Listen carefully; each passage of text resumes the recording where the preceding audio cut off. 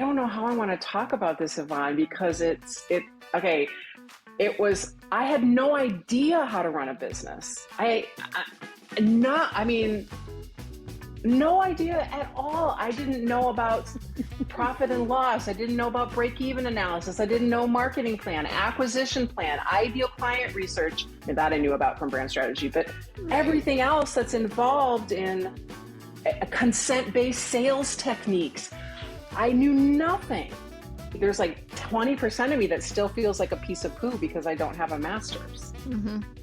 But then I'm like, okay, well, just look at your testimonials. You make people happy. The brands are beautiful, but it's hard. Yeah, it is. But you didn't let it stop you. No, that's the thing about me is I'm never going to stop. Never going to stop. When I decide what I want, that's it. Hello, you are listening to the Late Bloomer Living podcast, where we are reimagining and redefining what it means to be in midlife, where we are gathering energy, momentum, and excitement for our next chapter via candid conversations with other midlifers about their own pivots, pitfalls, and triumphs. I'm Yvonne Marchese, your host, and I'm so happy you're here. Adulting can be hard, but you don't have to go it alone. I created this podcast to give you inspiration and let you know you're not alone in feeling stuck in midlife. Both men and women are welcome here. But if you are a woman, I also invite you to join our Midlife Uprising community for women, where we're making waves and reimagining what it means to age. Being part of this community for women will remind you on a regular basis that you're not too old and it's never too late to do that thing you've been thinking about. You can find more information at latebloomerliving.com/community, and I hope to see you there. Hello, my friend. Do you ever think about starting a business? Does that feel crazy to you at this point in your life? Are you telling yourself you're too old for that shit? Sorry, I'm coming out salty right in the beginning. But really, I want to know, do you think about retiring and then think, but what would I do then? I don't know about you, but I'm really not at all prepared to retire. And statistically, we're living longer, so our retirement savings have to go further. And frankly, the word retirement, it just sounds like an abyss to me. I'm a week away from turning 55 years old, double nickels. And if I can stay healthy, I'm guessing I have at least another 20 years of work ahead of me. And you know what? I don't want to retire, as long as I can do work I love. I want to work until I absolutely can't anymore. That's why I'm embracing the idea that I can be an entrepreneur even at this late stage of my life. And let me tell you, I'm a creative type. So thinking of myself as an entrepreneur does not come naturally to me, but I'm embracing it because of what it offers. Freedom and flexibility when it comes to my schedule, doing work I'm passionate about and work that can make a difference for other people, earnings potential, personal growth, the list goes on. And yes, there's risk involved. Yes, it requires a lot of energy. And I do think about work all the time. But here's maybe the biggest benefit of all. No one is going to lay me off because of my age. I've been laid off before, and let me tell you, it doesn't feel good. It's like having the rug pulled out from under you. Now, both of those layoffs ended up being life-changing for me in really good ways, but I'm not eager to experience it again. And I feel like working for myself gives me more say and control, and frankly, as I've aged, I might have become a bit of a control freak. By the way, I'm not trying to convince you to become an entrepreneur. It is definitely not for everyone. But I am here to tell you that if you're thinking about it and you're stopping yourself because you feel you're too old or you're not sure you can do it, well, the only way to find out is to do it. You will have to learn how to do all the things that go with running a business, but that's really good for your brain. And I guarantee you, you will grow as a person in the process. For me, one of the best parts has been learning that I'm capable of way more than I ever thought I could do. And I learn something new literally every day. I will say that one of my secret weapons is that I've surrounded myself with a mastermind community of other entrepreneurs who are also doing this later in life. So if you do decide to take the plunge, don't do it alone. Get a coach or find a community to support you. It makes a big difference. I really enjoy being part of this group, especially because most of the members are entrepreneurs in midlife like myself. Many of them have transitioned from corporate careers to running their own businesses, and we all have a lot to learn about entrepreneurship. But we're able to connect and ask each other questions about any aspect of our business. And in the community, we cover important topics like business foundations, technology, social media. It's been a great learning experience. So, hey, by the way, if you're curious about it, I am thrilled to be able to share the group with you. It's called Groundwork Brigade. It's led by Kim White and Carrie Zarb. And if you are interested, please email me at latebloomerliving@gmail.com for more information. I have an affiliate link that will give you 1 month of free access to the group. And there are about 8 opportunities each month where you can jump in and see what the group is all about. I'll put more information in the show notes for the episode. So speaking of entrepreneurship, I have an awesome guest for you today, especially if you are starting a business or are already in business and are struggling to figure out what sets you apart from your competition. Maggie Bergin is a brand strategist and owner of Be Understood Branding. She believes clarity is a kindness and a brand building best practice. Maggie loves helping women business owners sweep away vagueness by helping them build their distinct, irresistible brand strategy. So in our conversation today, we talked about Maggie's transition from working in government affairs to striking out on her own to become the amazing brand strategist that she is today.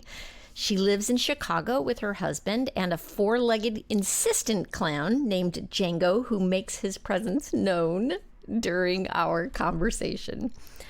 So, without further ado, here's Maggie Bergin. Let's go.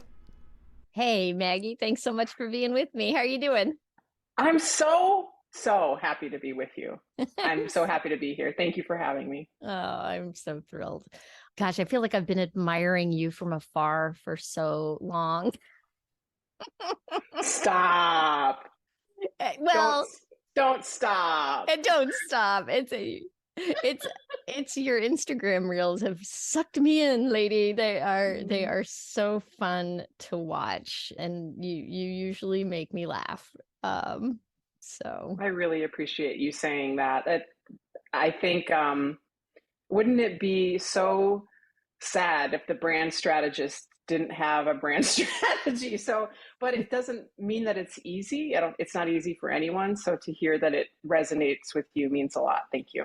Yeah, absolutely. Absolutely. My goodness. So it's funny because I'm thinking back to how you ended up on the podcast here. And it's because of your reels, right? And I think I shared one and you thanked me, and then I got back to you and I was like, I feel like we should meet. And then as we're talking, it turns out that you have a midlife pivot story. Legit. Pivot. Hard left, hard right. I don't know which. Yeah. So take us back to your what is it, government affairs days? Sure. Are you sure you want to hear about boring government affairs? Okay. So I have a BA in government and from undergraduate, and I immediately after college went into government affairs. And I loved the idea of figuring out how to move an idea forward by communicating that idea effectively. What does effectively mean? Effectively means the person who you need to hear it can actually hear it. Mm-hmm. You have tailored the communication in a way that pulls out a chair at the table of the idea for them and gives them a glass of water. What a novel idea in government. Oh. It's that is really how it works. So if anything is moving forward in government, it is a series of strategic communications with people who have the political power to make something happen. And there are two ways to get things done in government affairs. One, you have a lot of people behind you. So you are the NRA, you are AARP, you are Planned Parenthood, you are a large organization, and you, quote unquote, represent millions of fishes in the sea.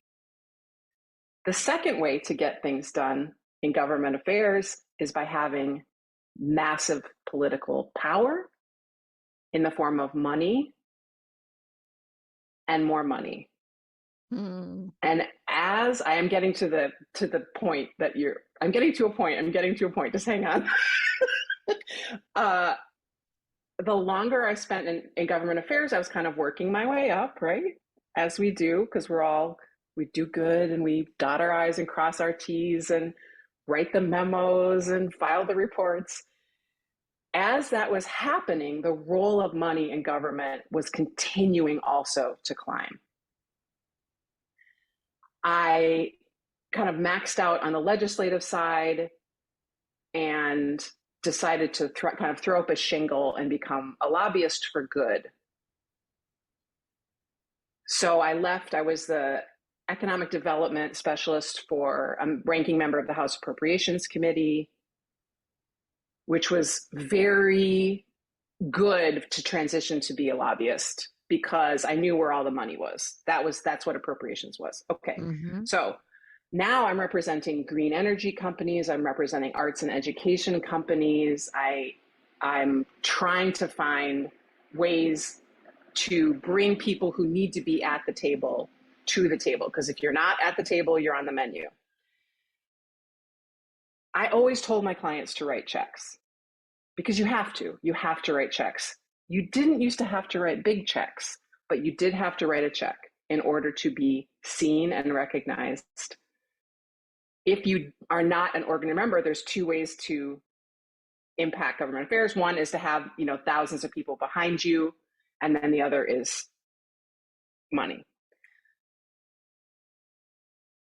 I had to stop working in government affairs because the role of money in government affairs became such that elected officials were not returning my request on behalf of my clients, not because they weren't writing checks, but because I wasn't also writing checks.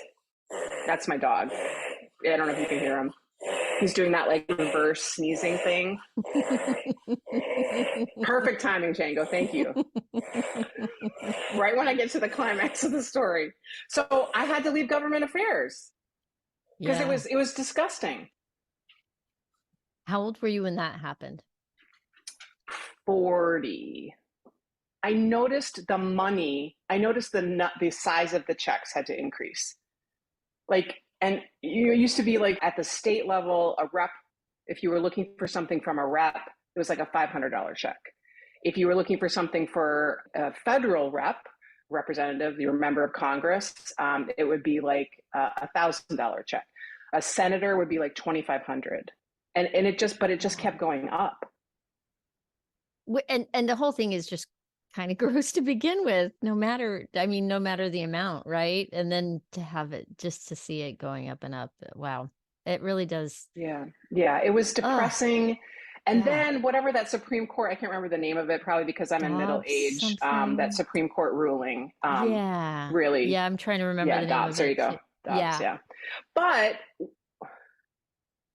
but what is government affairs?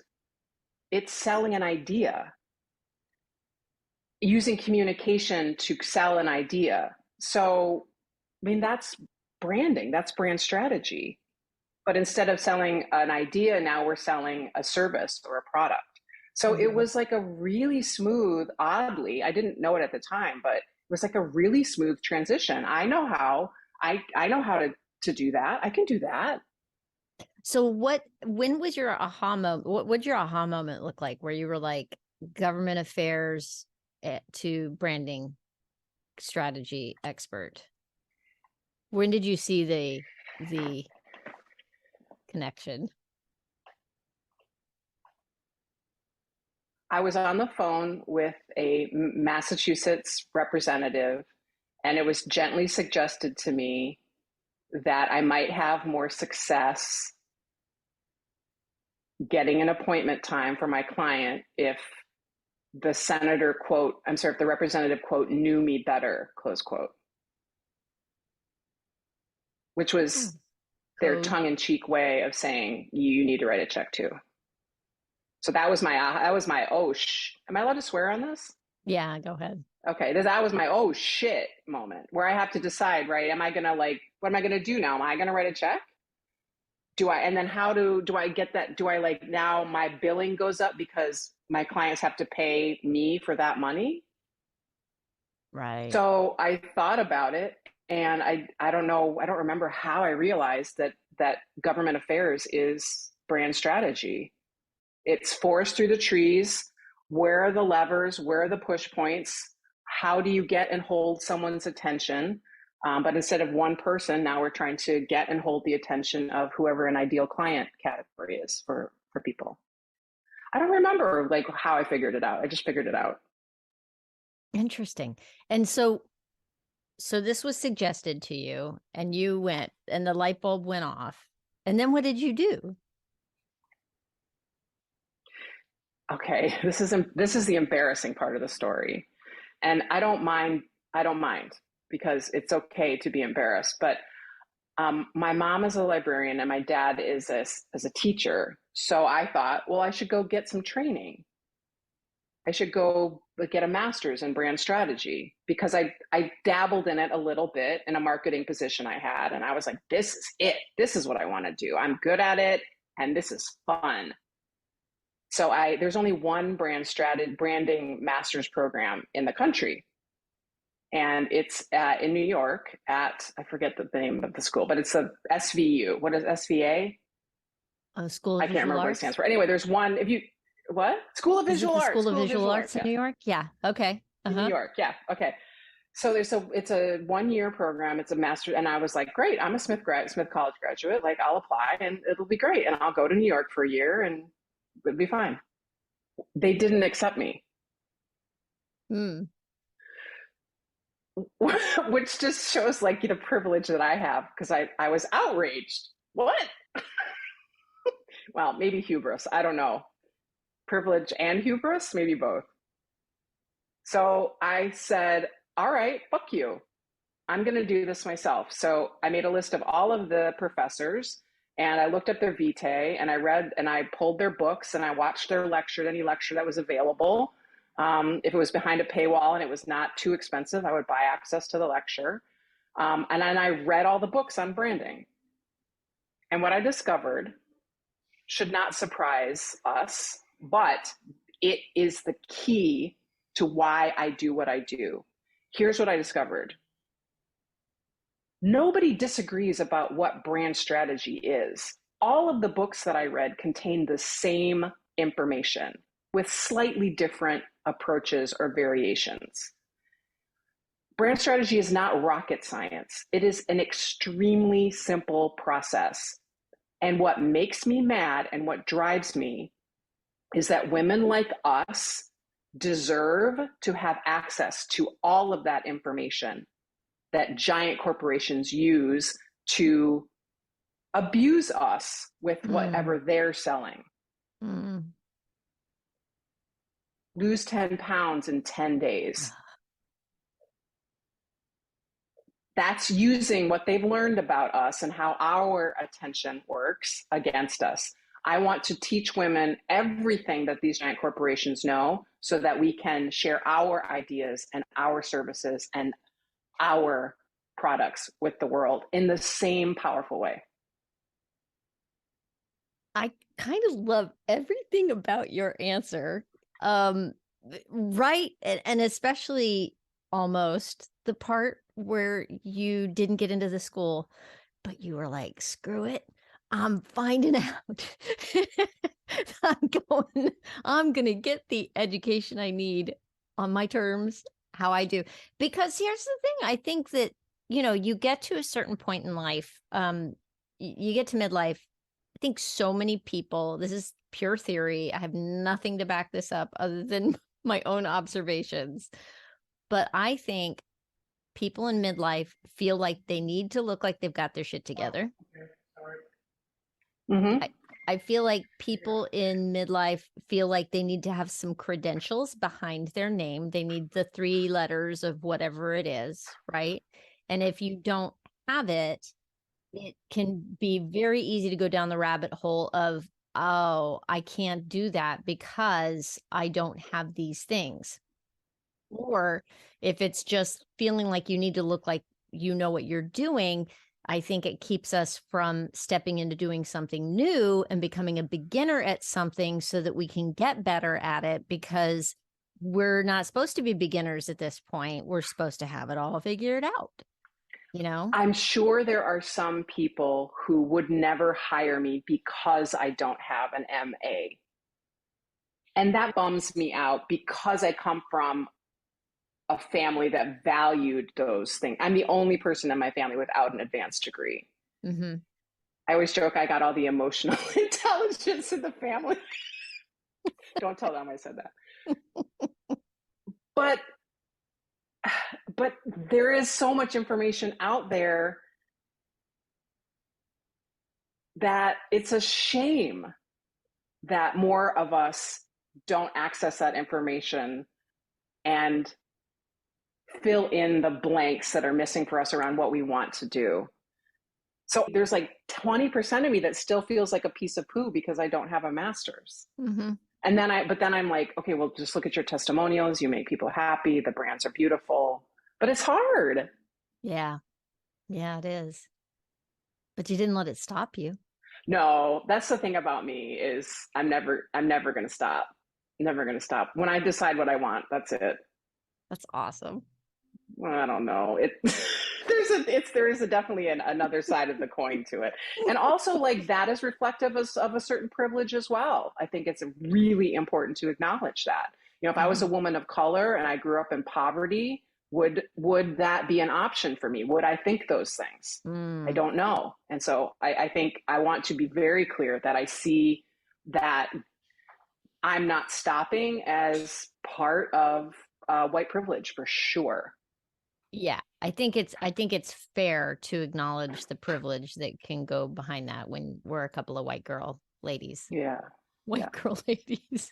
White girl ladies. White girl ladies. Works for me. Wow. I love the whole progression of seeing something that you felt was unacceptable for you to continue in, and then taking action to make your move to get away from that and out of that and onto something else, and seeing the connection to your skills from that other thing that you could take and translate towards the new thing.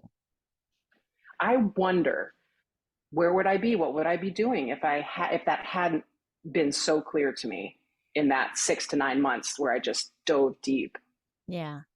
Okay, Yeah. so let's go down another road. So you were doing your government affairs work, and now you are a small business solopreneur, right? Would that be the right title for what you're doing? Sure. And what was that shift like?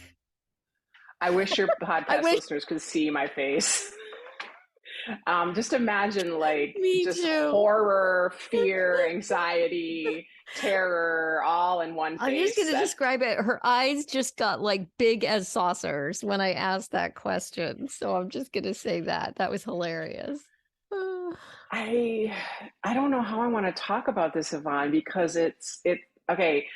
It was I had no idea how to run a business. I not I mean no idea at all. I didn't know about profit and loss. I didn't know about break even analysis. I didn't know marketing plan, acquisition plan, ideal client research. I mean, that I knew about from brand strategy, but Right. everything else that's involved in consent based sales techniques, I knew nothing, nothing. And I have given so much hard earned money completely unnecessarily to people who claim to be able to help me. I once gave someone $700 for a one-page PDF with maybe 20 boxes on it with arrows going in different Oh directions. no.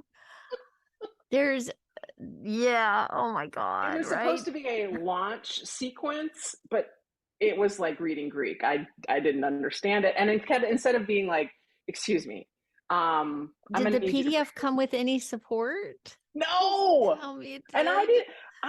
Yeah. So Oh, if you're gonna go, you don't know what you don't know, and it right. is okay not to know what you don't know. Just because you are, I mean, everyone that I work with is great at what they do, and they are not so great at talking about what they do. That doesn't make them any less amazing at what they do. It's not a Venn diagram. Those two don't overlap, right? I build a bridge between them. We build a bridge together. That bridge is a build brand strategy, but it's so hard to remember that myself when I come across the most recent thing that I need to understand to build this business that I don't understand. And I wonder, Yeah. like, do they teach this stuff in business school? Like, if I had an MBA, I wonder that too. Because, I'm coming at this whole business thing from creative land. mm-hmm, I have a theater degree. right? And they didn't even teach us how to go out and get acting jobs. So, yeah. Oh, it's like going through all of high school and they don't teach you how to balance, your checkbook. Exactly. Oh my gosh. Yeah, I know what upstage and downstage, and I can get up there with the script and do some things, but You sure how, can. You sure can. but how to get work. Oh my goodness. So, Have you struggled with that as well? Like knowing how to run a business? oh my gosh. Well, okay. So I became a photographer when I turned 40. I had been pursuing a theater career right up until after I had my first child. I was 35 then. And it was all I ever wanted to do was to be an actress. That was it. There was no other Yeah. choice. That was Yeah. it. So I pursued that. I lived in New York City, met my husband on a theater tour. And when we got married and had our first, I took a step back while my husband went to grad school for classical acting, by the way. And I started working from home part-time. And then when he was done with that program, I went back to auditioning, and I would get a call back and he would get a call back. And I was like, oh man, we got this baby. And you know what? I'm done. I am Yeah. like, let me just wipe my hands of this because I'm literally done. And Yeah. whoever thought that would happen. So then the next 5 years were like, who am I? What am I? What am I going to be when I grow up? Kind of stuff. Finally, when I was 40, I had just started back at a full-time position, random job, totally random. I got laid off. I got promoted. I got laid off because it was 2008. It was the recession. Mm. I came home from that and literally asked my husband, what am I going to be when I grow up? He said, go to sleep. You're going to be fine. Sleep on it. Mm. I woke up Mm. in the morning and I turned to him and I said, I want to be a photographer. And was like, it was like something landed on me in the middle of the night. I don't know. Wow. Yeah. And bless his heart, he said, Okay. And we used our credit card, and I bought We my love first him. real camera. I We know love him. we do love him. And I enrolled in a study from home professional photography program. And I Yeah. put my big ass camera in my big ass purse and took it with me everywhere for years. And I got a new job after 6 months of searching. Really not a good match, but I got a job to survive on. And I started doing photography on the side. And it was just a side gig, but I was growing, I was getting experience. Then after several years, that's when I was like, I think I could go full time. Okay. So then this is a long answer to your question. I started to dig in and go, how do I make this a Mm. business? Because I had Mm-hmm. been charging teeny tiny little bits, Mm-hmm. undercharging. I was working all weekends, doing all this. I'm like, I don't want to work so many weekends. I've got a family. So how do I work weekdays? Yeah. Which led me to personal branding photography Woohoo. as an idea. And that was like a crash course in business. Yeah. I invested. I spent like $1,000 on a program to teach me how to do personal branding photography. And let me Good tell for you, you. it was one of the best investments I've ever made, because blew my mind wide open, blew the top of my head off. And I was like, oh, isn't this interesting? Mm-hmm. And a little weird, frankly, because because you're doing photography for people who are entrepreneurs so that they can take it, and you're doing everything that they can keep a bunch of photo files in their thing and use them on Instagram. Well, a lot of branding photographers they go and they find beautiful scenarios and things like that that have nothing to do with the person's real life. Yeah, And that I would advise them as a brand strategist not to do that. But anyway. Right, right, which didn't sit well with me. And I have Oh, a you're so love-hate smart. relationship Yes. with all the social media stuff, by the way. Yeah. I have a very big love-hate thing going here. And I was like, I hate the fakey fake. I hate Pinterest perfect, Instagram perfect. Show me you. Like they Yeah. talk, authentic is overused, but Yeah, we that's need a what new I word. We need a new word because you're right. It is a perfect word, but it doesn't mean anything anymore. Yeah, right. we need a new word to replace authentic. Yeah. When I was really trying to dig in on the photography stuff, Sue Bryce had some great content about figuring out your cost of doing business. Yeah. I'm like, oh, there's a thing called cost of doing business. What's Uh-huh. that? I There's have little no boxes on the idea. screen and you put the numbers in the little boxes and then the thing comes out. Yeah. These are all things that my theater brain had no idea. Yeah, like okay, line 1 is upstage and then line 20, I guess, on the little boxes would be downstage.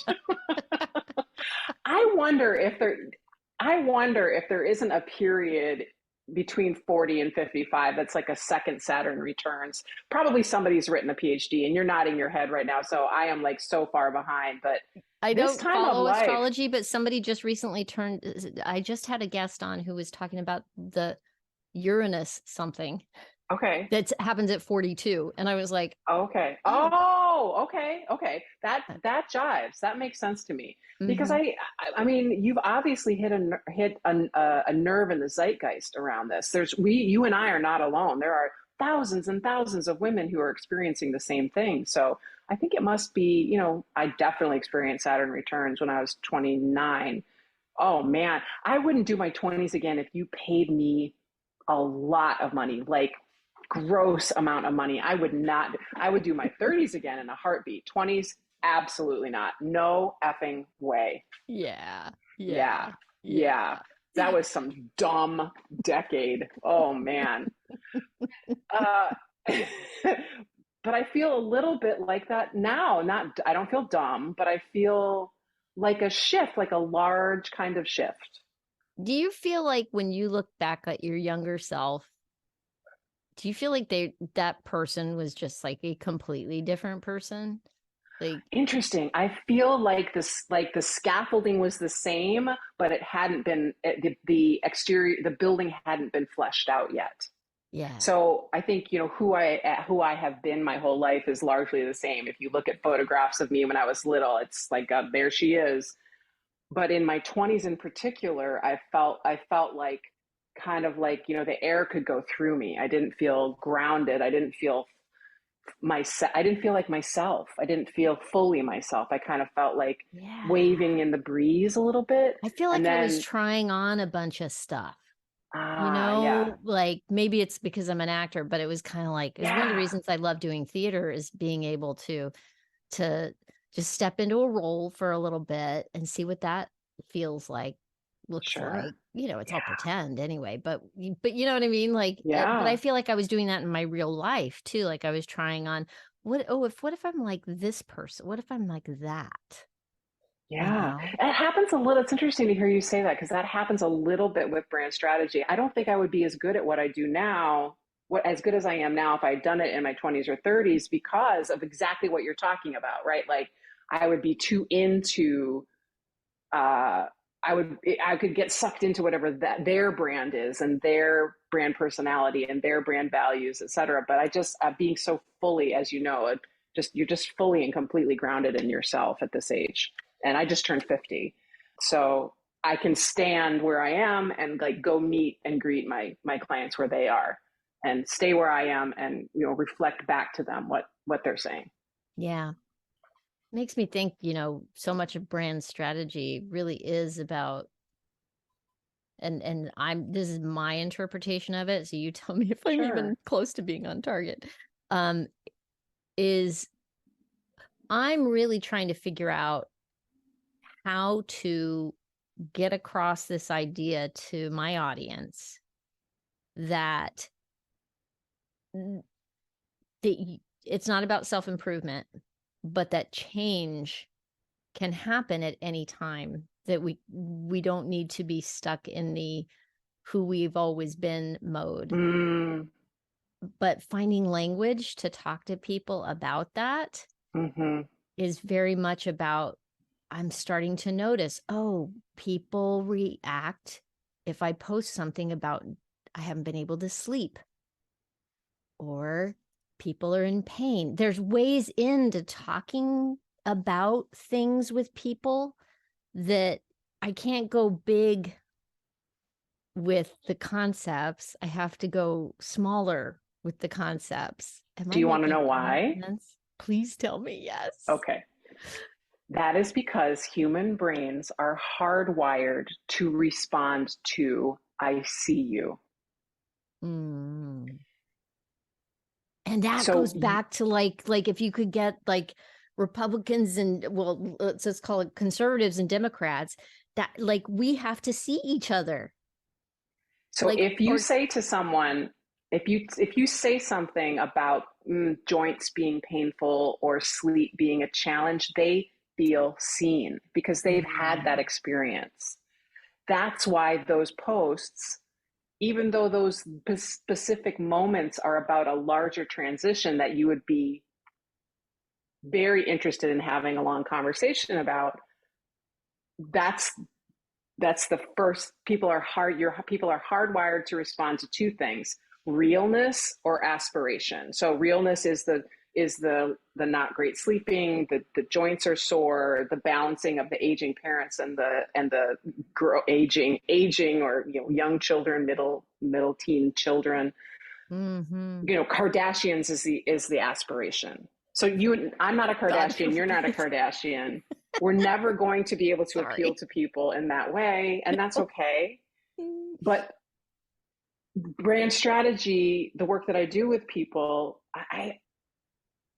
is about swimming to their mothership, whatever their mothership is. Mm. So you want people to swim to their mothership, and the way in is to say, "I see you," and you're doing it beautifully.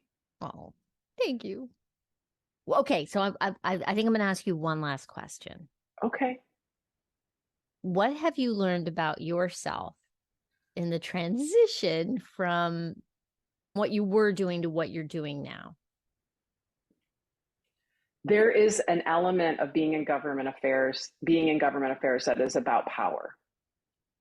And sometimes that desire for power or very base self-interest in being associated with power can be confusing. And what I have realized is that I just love being of service, and I love being of service to women. So my interest in government affairs may have started I think I was initially attracted to the field because it is a powerful institution.